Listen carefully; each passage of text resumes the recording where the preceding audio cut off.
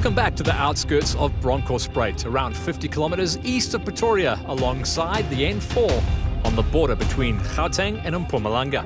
After more than 5 months, it was race day once again. At 8:30 a.m. on Saturday morning, the string of Class FIA, Class T, special vehicles and side-by-side off-road races were lined up and raring to go. At the front of the queue, defending champions and winners of the Pirelli qualifying race, Henk Ladergan and navigator Brett Cummings, who were the first to set off in the Toyota Gazoo Racing SA Hilux. Organisers knew that dust was going to play a huge role in Bronkhorstspruit, so the dust gaps were set at 3-minute intervals. Next up, Chris Visser and Donnie Stassen in the Total Exilium Toyota Hilux. They were followed by the second of the factory Toyota Gazoo Racing SA Hiluxes, this one manned by Dakar legend Janelle de Villiers and Jean Moore. And over the next hour or so, every 3 minutes, SA's top gravel road racers got their respective races underway.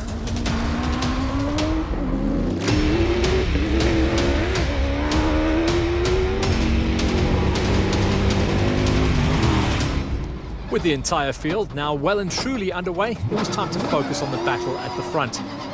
Ladergan managed to slowly edge out a little advantage over his nearest rival, Chris Visser. The Northwest cattle farmer was on a mission, and although he lost a few seconds to the youngster over the first few kilometers, the Total Exilium Hilux managed to open up a slight gap to the third place Toyota Gazoo Racing Hilux of Janelle de Villiers. And then, just as we thought that Ladergan was going to disappear off into the distance, this happened. The Hilux was stuck for a good minute or so while Cummings figured out a way to open up the closed gate. But this evidence clearly showed what happened, and the organisers kindly gave him back the time at the end of the loop, reaffirming his lead over Visser.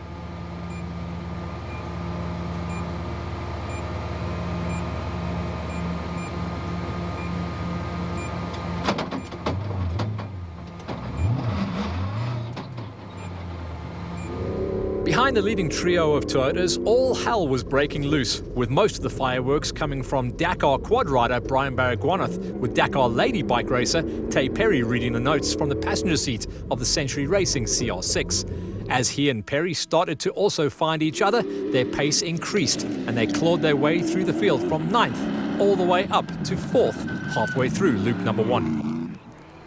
Some of their victims along the way included the third Toyota Gazoo Racing Hilux, driven by Shamir Variawa and Dennis Murphy, who, despite losing ground to Baragwanath, still moved up a position or two on the overall rankings with quite a few kilometres of Loop 1 still to go. Another pairing who made up some ground was that of Clint Weston and Gerrit Snyman. The King Price Extreme branded Navarra started the race in 10th, but did well to occupy 5th as they neared the end of Loop number 1. With Baragwanath and Weston making up ground, it meant that someone was losing out. On this occasion, it was the Ford Castrol Cross Country Team Ranger, driven by Lance Woolridge and Alvin Vonk, and brother Gareth Woolridge and Boyd Dreyer. The two Fords started the race in 4th and 5th respectively, but slid back to 6th and 7th by late morning. This wouldn't have bothered the likeable brothers in the least, as they are both campaigning Class T cars and scoring in the Class FIA Championship, whilst they wait for their new Class FIA masterpieces to be completed. Over in the fiercely contested Class T of the cross-country series, things were not going so well for the main protagonists.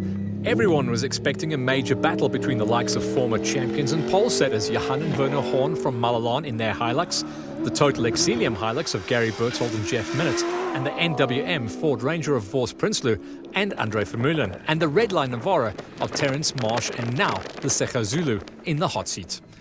Berthold was the first to run into trouble, as the diff cried enough early on, forcing them to the sidelines.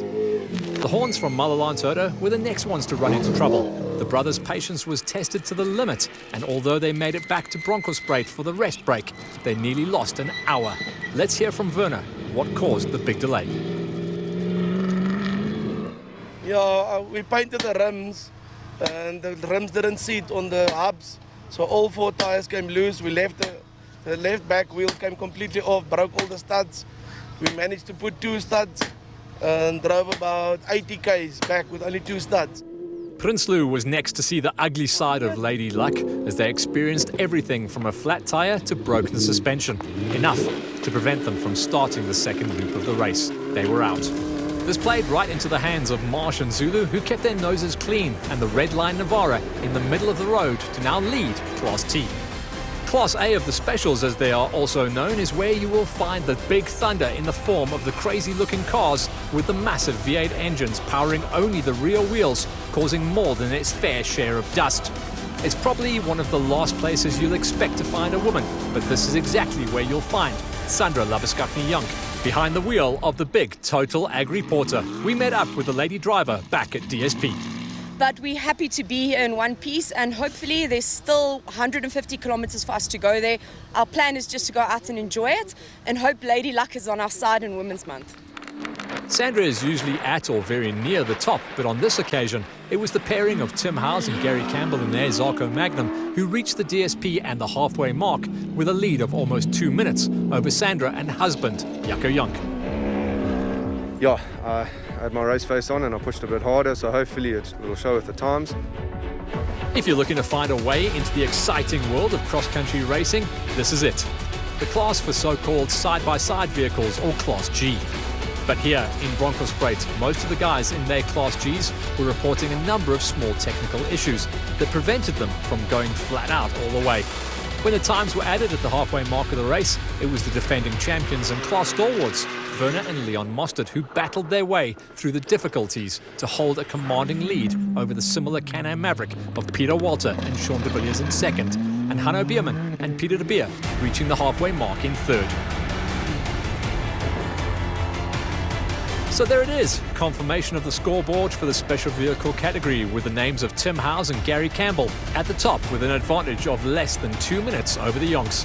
Despite having electrical problems inside most of the Class G cars, the Mosterts were the first ones to reach the DSP ahead of Peter Walter. That was most of the action from the first half of the Bronkhorstspruit 400 near a very windy and dusty town with the same name. All or most of the top runners had now reached the designated service park where both men, women and their machines could enjoy a little rest before doing it all over again. After the short Pirelli qualifying race on the Friday and the Saturday morning's first loop, it's the name of Henk Ladergan who appears at the very top of the standings with a 1 minute and 7 second advantage over rival Chris Visser, with Juniel de Villiers a little further back in third. The man on the move was Brian Baragwanath, who fought his way up into fourth position. Terence Marsh was the runaway leader in Class T, with rivals the Horns and Prinsloo and Berthold all running into some kind of trouble. Back in DSP, it was time to catch up with some of the top drivers. Brian Baragwanath was clearly getting to grips with both his navigator as well as the long legs of the very fast Century Racing CR6. Tay was really good today. It's like, you know, from yesterday to today, she went from rookie to pro. Really impressive.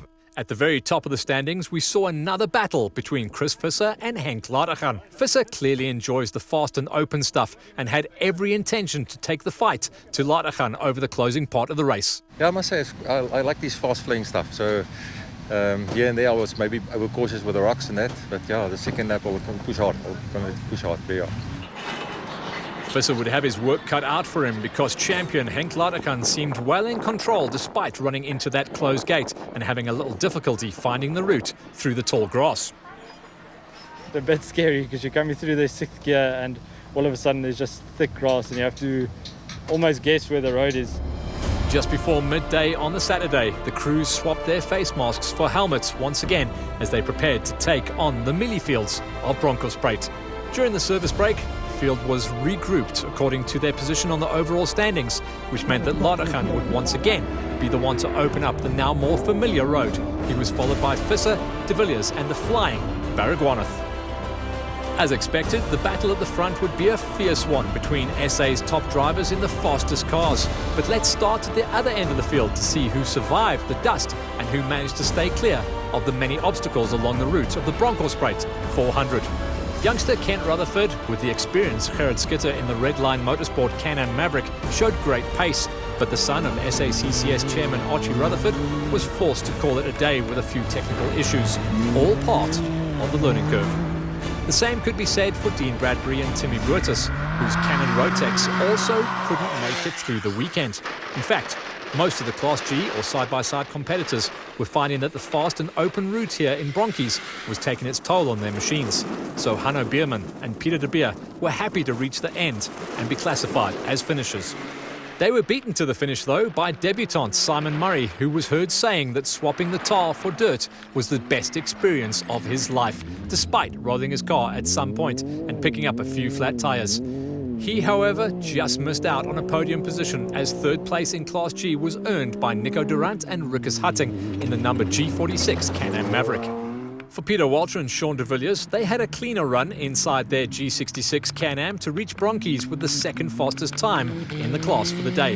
They were comfortably ahead of third place Durant, but there was still a bit of daylight between them and eventual class winners, Werner and Leon Mostert. The Mosterts have made a bit of a habit of dominating the Class G in recent years, and round 2 of the 2020 championship was no different, as they stormed to yet another victory despite not having a clean run themselves. Endurance and perseverance. You got to keep it and keep going with it and bring it to the end. On to the cars in Class A of the special vehicle category. On this occasion, Class A turned into a two-way battle between Sandra and Jaco Jonk in the big Total Agri Porter and the Zarco Magnum, driven by Tim Howes and Gary Campbell. These two were at each other's throats all weekend long, with Howes starting the second loop with an advantage of less than 2 minutes over the determined lady driver. But unfortunately for Sandra, some technical issues hampered her progress and destroyed her hopes of catching Howes, who was doing a great job of bringing the car home in one piece to claim his first ever national Class A victory. There was no sweet taste of victory champagne, but that didn't spoil it for the first-time winners. And it was great fun, and thanks very much to Gary. He's been a fantastic nav, and also to prep the car. The car was faultless, so that was fantastic. Confirmation of Howes and Campbell taking the Class A victory over Sandra and Jaco Jonk by a relatively comfortable margin in the end. The Mosterts once again topped the timesheets in the Class Gs ahead of Peter Walter and Nico Durant. With the special vehicle race done and dusted, let's shift our attention to the usual race between Ford and Toyota in the hotly contested Class T of the production car category. On this occasion, this specific fight never really materialized, as most of the main contenders had to throw in the towel, leaving the way wide open for the very consistent pairing of Terence Marsh and Lesego Zulu to storm through to a well-deserved win in the Class Ts. Here's Marshy with his story. We made a strategy just to make sure we didn't climb out the car. That was, and that's really what we did. Stay on the book and don't climb out the car. All that remained now was to determine the order of Class FIA and the overall winners. After suffering from a few early setbacks, father and son, Johan and Sean van Staden, were not going to be on the podium here in Bronkhorstspruit. But the Alfa Renault Duster fought back bravely to reach the finish and claim some valuable points. And so did the Redline Nissan Navara, capably driven by Ernst Roberts and navigated by Henry Kerner. After not completing the Pirelli qualifying race the day before, Roberts did well to fight through and claimed a well-earned 11th place overall. And how about this one? Clint Weston and former rally navigator Gerard Snyman were well on course to claim a career best 5th overall. Weston quite literally had the finish line in sight. And then this. It took a while to get going, which dropped him from 5th in the standings down to 8th, a case of what could have been. Thank you is probably what both Woolridge brothers had to say when they saw the leaderboard at the finish, as Weston's mistake allowed both Ford Castrol Racing Rangers to gain a position. Remember, these guys are actually in Class T cars, but driving in Class FIA in order to score points, whilst they finished building a brand new Class FIA Ranger. In the end, it was younger brother Gareth and Navi Boyd Dreyer who pipped Lance and Alvin to the post by a mere 47 seconds. It was getting tight at the top of the field, with a number of very fast and competitive teams all fighting for the top spots, including the Toyota Gazoo Racing highlights of Shamir Variawa and Dennis Murphy. In the end, the former special vehicle champion had no choice but to settle for the points that came from a fine 5th position overall. That's because this guy and girl were on a mission. Everyone knew that Baragwanath and the Century CR6 had the speed to win races, especially on an event like this, with open terrain where the CR6 can really stretch its legs. What made the performance even more remarkable was the fact that this was Tay Perry's first ever go in the navigator seat.